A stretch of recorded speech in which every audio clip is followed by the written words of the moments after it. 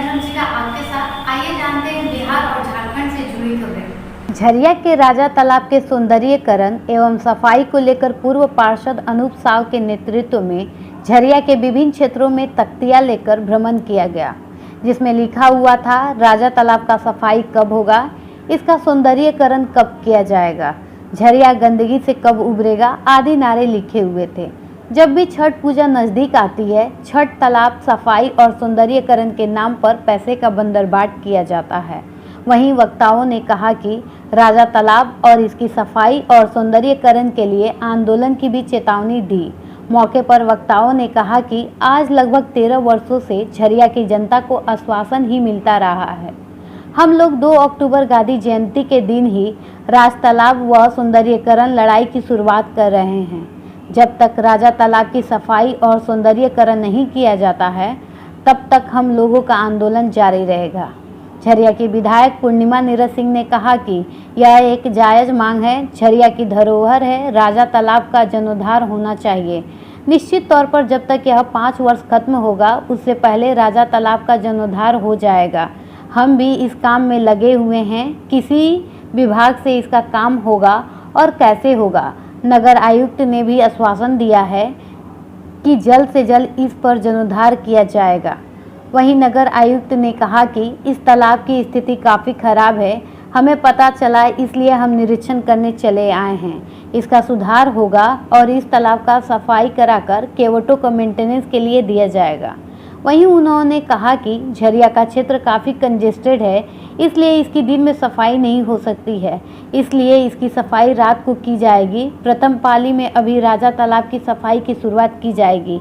इसके बाद रात्रि पहरी में झरिया की सफाई की जाएगी, जिसका काम मुख्यमंत्री सहित शहरी योजना के तहत किया जाएगा।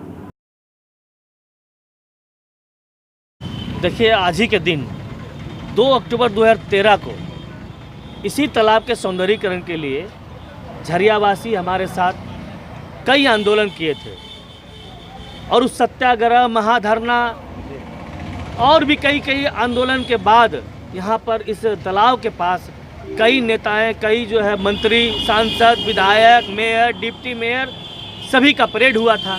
ऐसा लगा कि मानो कि अब ये तालाब नहीं, मतलब झारखंड का नंबर 1 तालाब हो जाएगा। और आज 13 वर्ष बीतने के बाद भी आज देख लीजिए क्या स्थिति है, और लगभग 1 करोड़ खर्च करने के बाद भी तालाब की स्थिति नरकीय है। तो आखिर ये क्यों? और धनबाद का बेकार बांध तालाब जो आज सौंदर्यीकरण कर दिया गया, और झरिया के राजा तालाब की मांग विगत कई वर्षों से झरियावासी कर रहे हैं, परंतु अभी तक इसका सौंदर्यीकरण, इसका स्थायी समाधान नहीं निकाला गया। तो ये झरियावासियों के सौतेला व्यवहार किया जा रहा है। हम यह पूछना चाहते हैं जिला प्रशासन से, सरकार से, हमारे जनप्रतिनिधि से कि आखिर क्यों? यदि नहीं करना है तो आप स्पष्ट करो कि हम तालाब का सौंदर्यीकरण नहीं करेंगे। हम झरियावासी भी सक्षम हैं। हम दान मांग करके, भिक्षा मांग करके, लोगों से चंदा वसूल करके इस तालाब का सौंदर्यीकरण कर सकते हैं। जब हम टैक्स दे सकते हैं तो लोगों से हम जो वसूल करके सौंदर्यीकरण भी कर सकते हैं। तो आप ये देखिए कि इतना रुपया खर्चा करने के बाद तो कहाँ गया पैसा? यानी कि भ्रष्टाचार हुआ है, लूट खसोट हुई है। क्या मांग जिला प्रशासन ने, राज्य सरकार से मांग क्या है आपकी? हम मांग कर रहे हैं कि जल्द से जल्द जिस प्रकार धनबाद के बेकार बांध तालाब का सौंदर्यीकरण किया गया, उसी प्रकार हमारे इस राजा तालाब का भी सौंदर्यीकरण करें, और जो भी लोग इसमें जो इसके भ्रष्टाचार में लिप्त हैं उन लोग पर कार्रवाई करें। एक तरफ आप झरिया भ्रमण कर पद यात्रा कर राजा तालाब पहुंचते हैं, दूसरी तरफ नगर आयुक्त यहाँ राजा तालाब का औचक निरीक्षण करते हैं। उन्होंने कहा है कि जल्द से जल्द कोई भी जो है कि सरकार से नई योजना का मांग कर राजा तालाब का सौंदर्यीकरण हम लोग जल्द से जल्द करेंगे। जो भी समस्याएँ हैं राजा तालाब में वो हम जल्द से जल्द निदान करेंगे। क्या कहेंगे इस पर? अब देखिए, नगर आयुक्त की बात करते हैं। आपको याद होगा कि यहीं पर DC प्रशांत कुमार थे। पहले वर्ष वो आए, वो भी इस तरह से निरीक्षण किए, निरीक्षण करके बोले कि अब ये तालाब काफ़ी सुंदर हो जाएगा, सौंदर्यीकरण कर दिया जाएगा। फिर दूसरे साल वो आए तो फिर यही बात रिपीट की है कि फिर सौंदर्यीकरण। तो हमने इसी जगह पर, आपको याद होगा, इसी जगह मैंने DC से कहा था कि सर पिछले वर्ष भी तो आपने यही बातें कही थी। तो हम लोग कब तक ठगे जाएंगे? ये निरीक्षण होता रहेगा, लोग घोषणाएँ करते रहेंगे और हम बार बार ठगे जा रहे हैं। मतलब आपका साफ तौर पे कहना है जिला प्रशासन हो या राज्य सरकार हो या झरिया के आम पब्लिकों को सिर्फ आश्वासन और ठगने का काम कर रही है।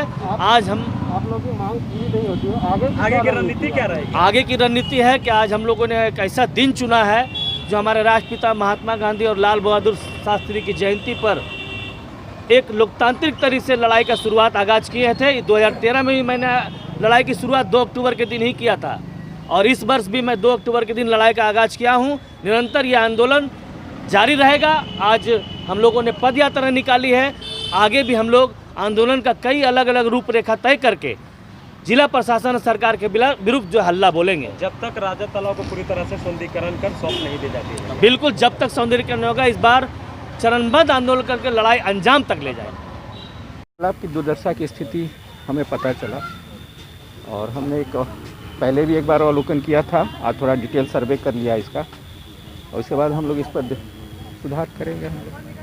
सर, केपटों का कहना था कि मतलब हमको अगर राजा तालाब सौंप दिया जाए तो हम लोग का जीवन अर्पण भी चल सकता है। नहीं, उस दिशा में भी तालाब के बीच उस दिशा में भी हम काम कर रहे हैं कि अगर ये इसकी सफाई वगैरह करा के और पानी शुद्ध करा के उनको मेंटेनेंस के लिए हम देंगे इसको कि वो उनकी सर सफाई स्वच्छता। आज गांधी जयंती है सर, अगर स्वच्छता की बात करें तो झरिया में स्वच्छता की काफ़ी कमी है सर, साफ सफाई की नगर। आपका देखिए, आपका जो मुख्य बाजार का मैं खुद भ्रमण किया हूँ और कारण यह है कि इतना घना बसा हुआ है कि सफाई नहीं कर पा रहे हैं। तो मेरे दिमाग में है कि जब रात्रि पहरी में मुख्य बाज़ारों की सफाई कराने की प्रयास कर रहे हैं और प्रथम अभी राजा तालाब की सफाई शुरू होगी, उसके बाद रात्रि पहरी में झरिया बाज़ार की सफाई कराएंगे तो उस समय खाली हो जाएगा।